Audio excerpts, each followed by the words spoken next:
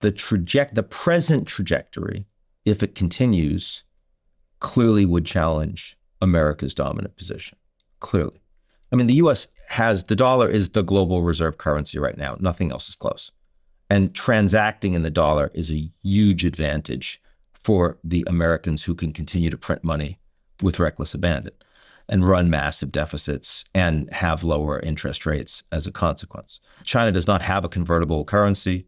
They don't have rule of law. If they opened their currency to become convertible, there'd be massive capital flight and political instability. That's what they worry about.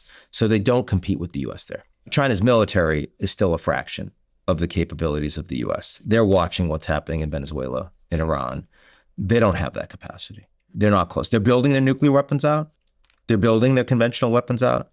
They have never fought a naval war. It's decades since they fought a ground war.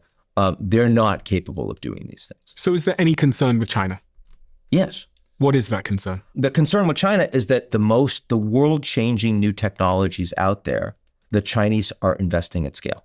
And the Chinese are now either at parity or ahead of the Americans and everyone else by a long margin in many of the core technologies that matter most in the world. And what does that potentially mean that is worth paying attention to? Why does that matter?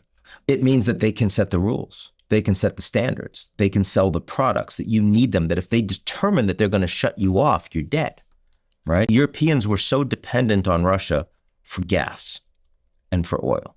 And the Russians invade Ukraine, they want to shut it down, and it destroys the European economy. The Americans are doing just fine.